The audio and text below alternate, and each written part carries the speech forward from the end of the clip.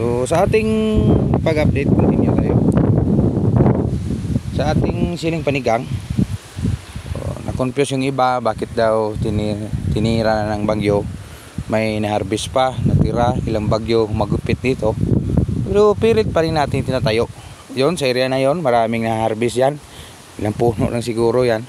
So ito, nilaman ito ng 1,500 puno. Isang ganon lang yung binhi ko. Talagang sinubukan ko kung kikita ba sa siling panigang. Kahit hindi bibili ng ipwan, wala ang problema. Hindi na kailangan ng ipwan kung siling panigang yung tanim nyo. Napakaganda.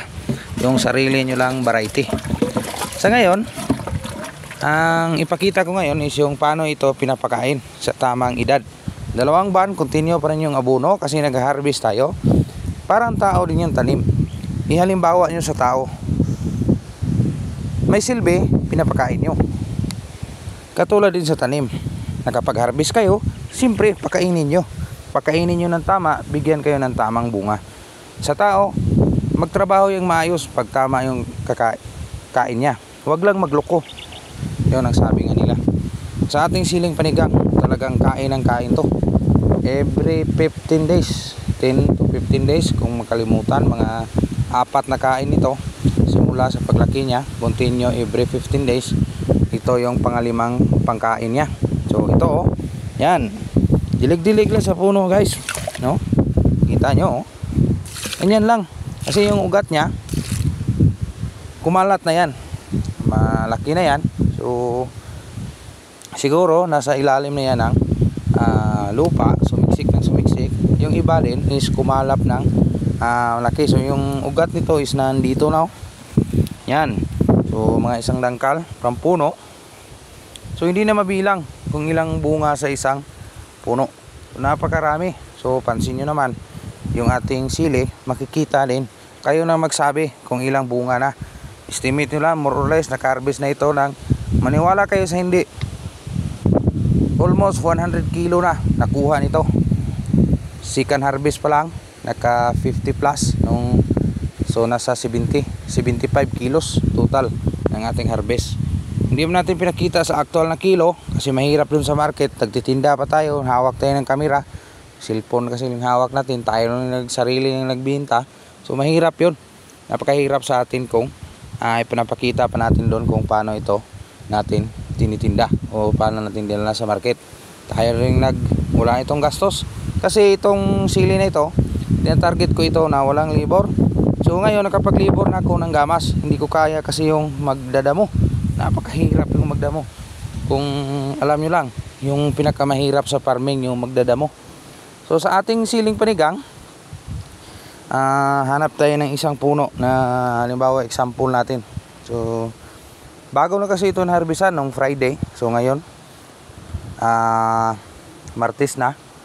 So medyo malaki-laki na yung iba. So ito mga next araw pwede din ito. Lingguhan itong harvest nito guys. May iba 15 days. So mas maganda kung 15 days na ganito.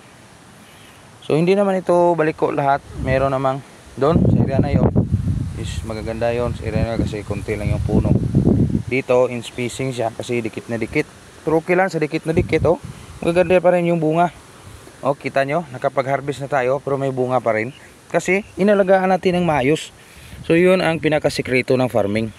Huwag kayong matakot magpakain sa tanim nyo. Kung anong pinakain nyo, yun din ang ibubunga nya. Yun ang tandaan nyo. Huwag kayong susuko. Kahit bagyo pa naman, yan, tatayo at tatayo pa rin tayo. Yun ang pinaka-best ni farmers.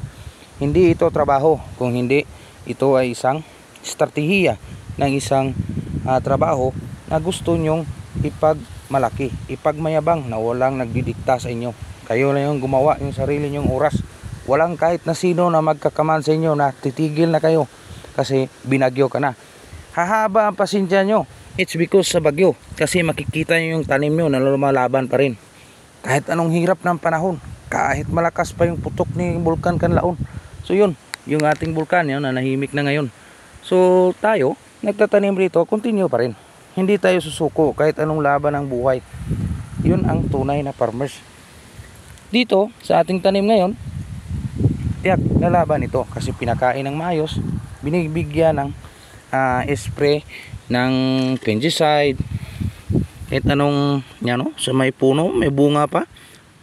Maniwala kayo sa hindi guys, napakaganda, sariling variety. Hindi ako titiwala kahit anong variety nito. Ito lang yung variety ko, sariling variety ito. So tawagin ko lang itong Kanlaon variety kasi sa amin lang to nag-originate.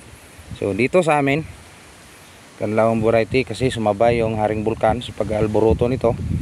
So sa pag-harvest natin, so yun tawagan ko Kanlaon variety na siling panigang. So yan lang muna, konting update dito sa ating area, Kanlaon City, Negros Oriental. Kasing lupit ni Haring Bulkan Kanlaon yung ating may share sa ating kapwa farmers. Wala man tayong alam, hindi man tayo perfecto. Yung alam lang natin is yung pagpapalaki ng tanim, pero naibuhay natin yun, naituguyod ang ating pamilya.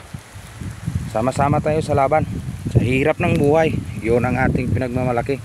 Hindi tayo kumukuha ng pwersa sa ibang tao, nagsikap tayo at maging malakas. So son, isa story natin yan kung paano yung ginawa yung ating second batch na siling panigang. Salamat Insakto TV.